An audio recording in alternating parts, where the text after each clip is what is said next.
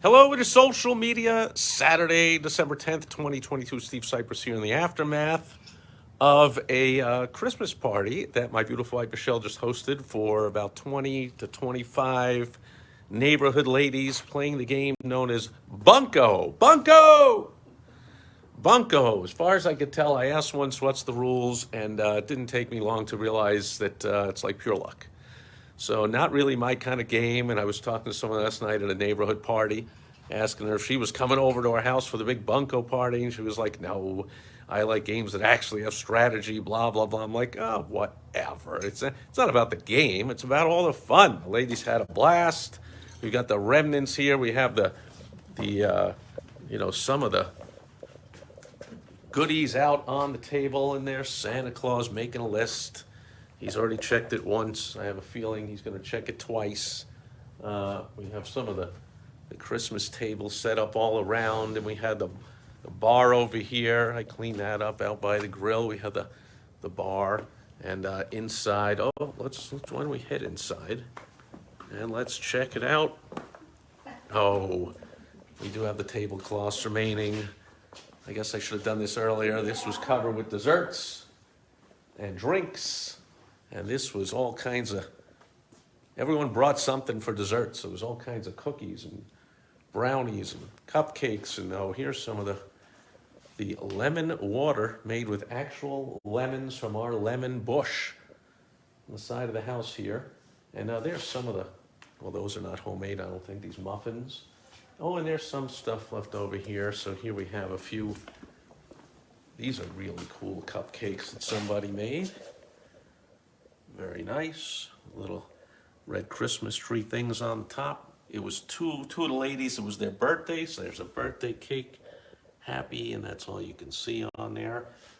Anyway, and of course, everyone took lots of stuff home, but my beautiful wife Michelle made sure to keep enough stuff for herself to enjoy some desserts for a little while. So here's some of the remnants of the drinks and the beverages and the festive Christmas plates and all that kind of good stuff. So anyway, social media Saturday.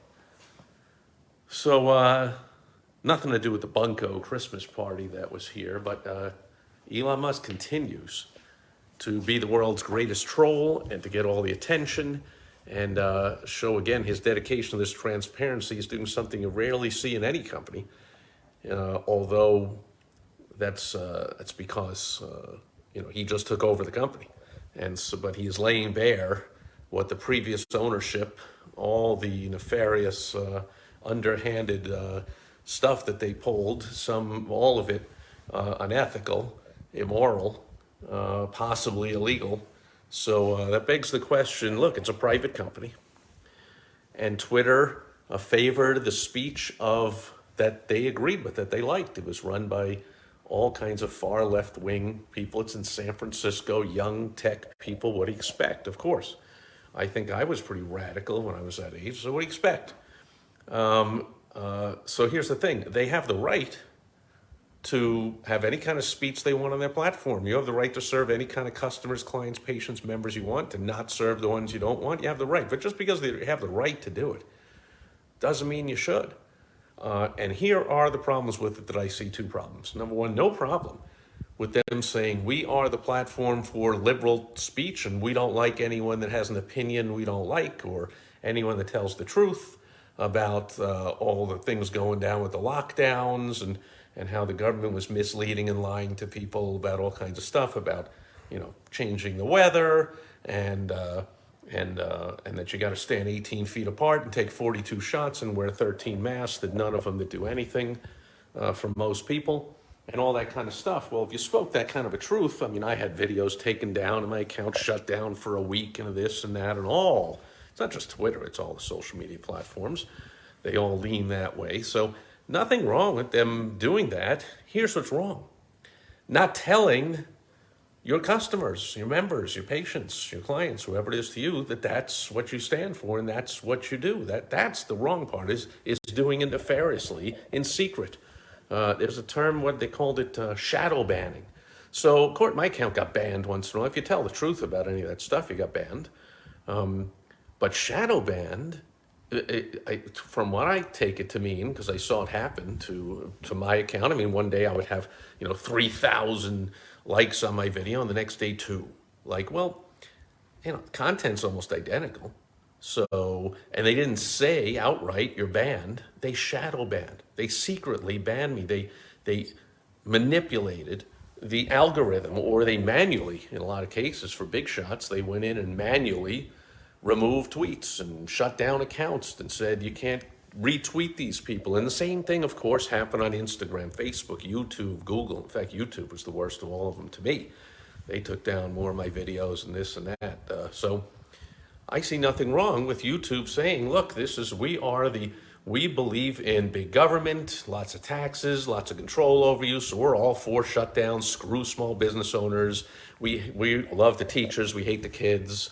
It's fine to say all that, but to feel that way and act that way and not say it, to me, that's wrong. That would be akin to, let's say you owned a restaurant and you love liberals, and or let's say you love conservatives and hate liberals.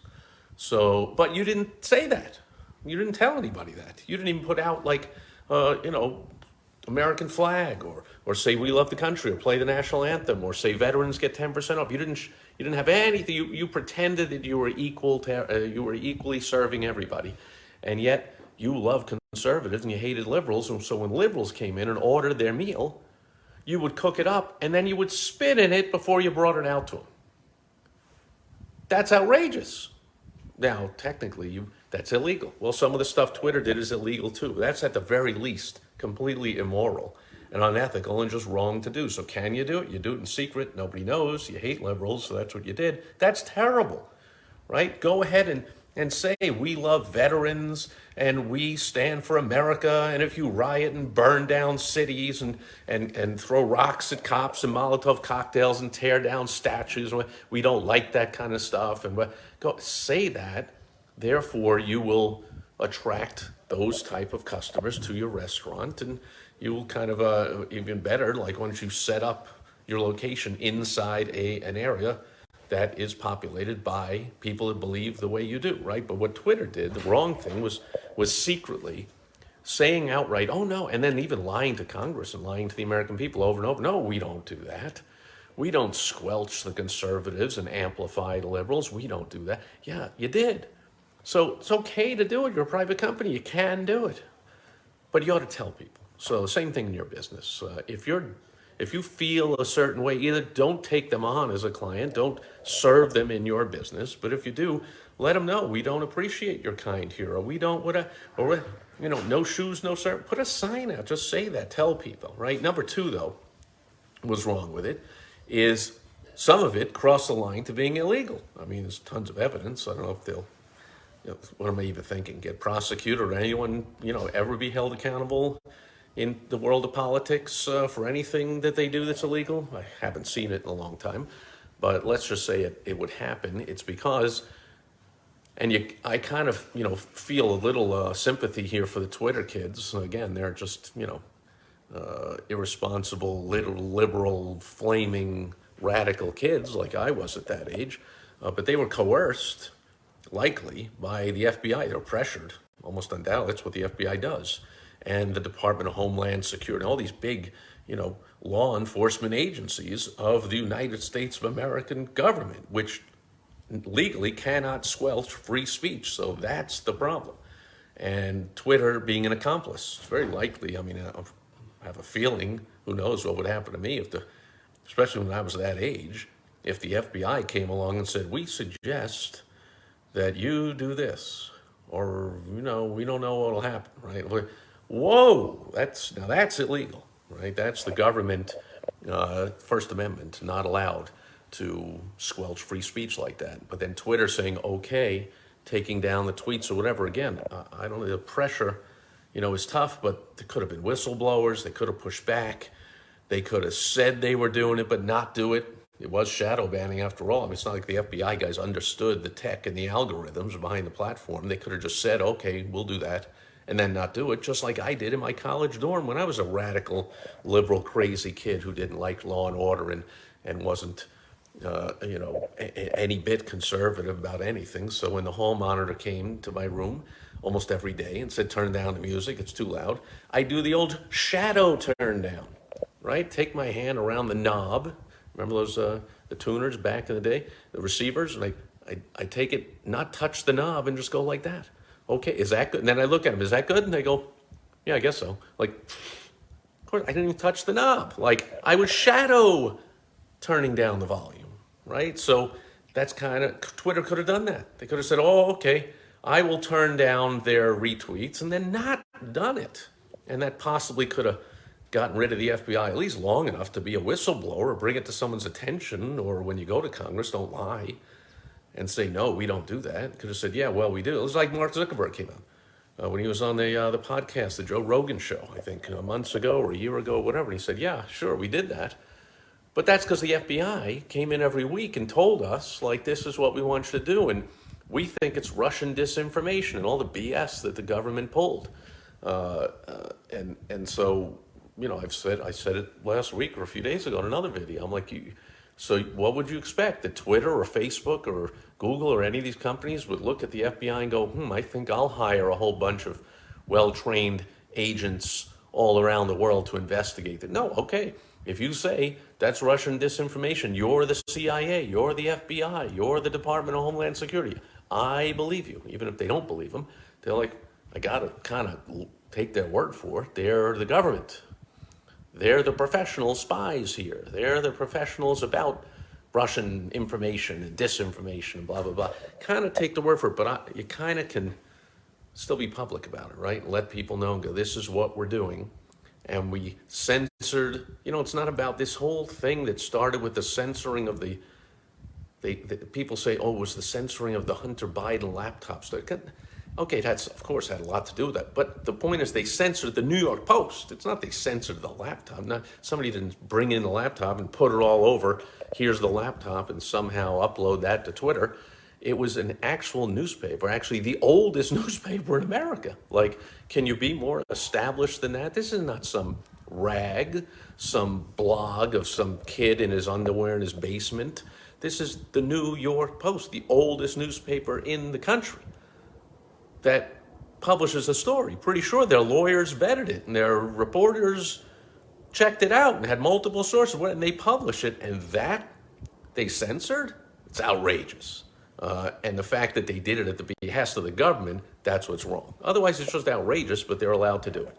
But they've been honest about it. They should have said, look, this New York Post story goes against our liberal beliefs, and it hurts our favored liberal radical candidates, and so we're not going to publish it here. Publish it somewhere else, but not here. Did they say that? No. They just made up a whole bunch of lies, or again, I don't know if they made them up. I think the FBI or the DHS or whoever made them up, the DNI, they met with all these, the Director of National Intelligence, the Department of Homeland Security, the FBI, Federal Bureau of Investigation. These are pretty hefty law enforcement agencies. I believe they possibly made this stuff up, and Twitter just went along with it. So did Facebook, so did Google, so did YouTube, so did Instagram, so did all of those. And we'll see if any evidence ever comes out. If they're ever strong enough, bold enough, or dedicated enough to people, to human rights, to human dignity, to free speech like Elon Musk is, to release all that stuff. And by the way, what's it doing to Elon Musk, to Twitter's well-being and bottom line? Well, everything points to, despite all the naysayers and the people that are against all of him pointing out the censorship and the propaganda and the playing with people's minds in the direction of promoting their liberal agenda, all those people say, oh, Twitter is going down the tubes and I'm quitting and it's terrible and it's whatever. And more users than ever, more engagement than ever, advertisers not leaving in droves, and he's just getting started turning it around. We've talked about it. He's still in the time period of clearing out the riffraff. In fact, he just fired the head attorney for Twitter who was trying to stop him from publishing all this truth about the inner unethical, immoral, and when you do it in concert with the government, illegal activities of the former management. And it ends up, one of them was the current management. The head attorney for Twitter was still there.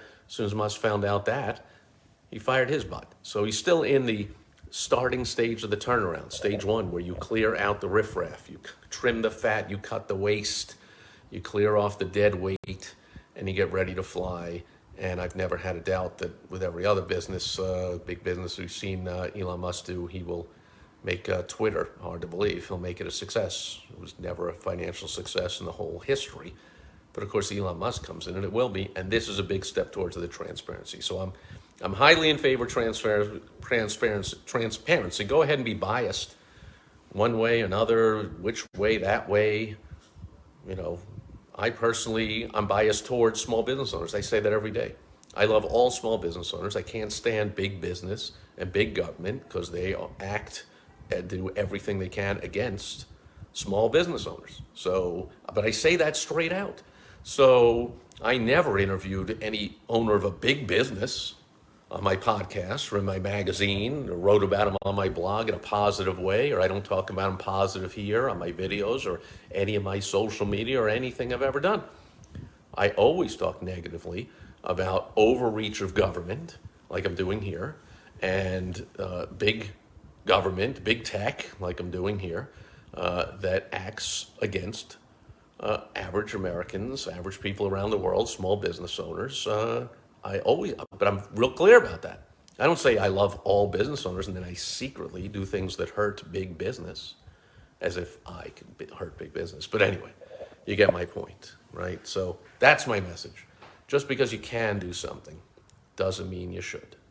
But should you be transparent and honest with your customers, clients, patients, members? I highly recommend it. I hope you're in business for the long haul. Short term, sure, you can lie and cheat and steal and make some money. But long term, that's just not the way to do it. Just doesn't last. You saw it with Bernie Madoff. You saw it with this Sam Bankman, whatever, these Ponzi scheme fraudsters. Like, sure, made a ton of money in the short term. Even saw it with Jordan Belfort, the Wolf of Wall Street. Did all kinds of crazy things and made a ton of money in the short term. Went to prison. Had to start all over. Now he's doing great.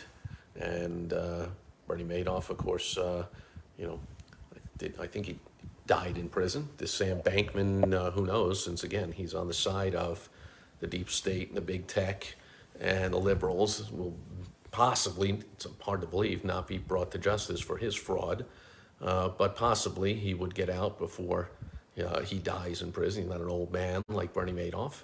And so like Jordan Belfort, he could come out after he loses everything and turn a new leaf and come back. I'm all for it. I'm against big business. I'm against the big government, only because they are both against small business that I love. There it is.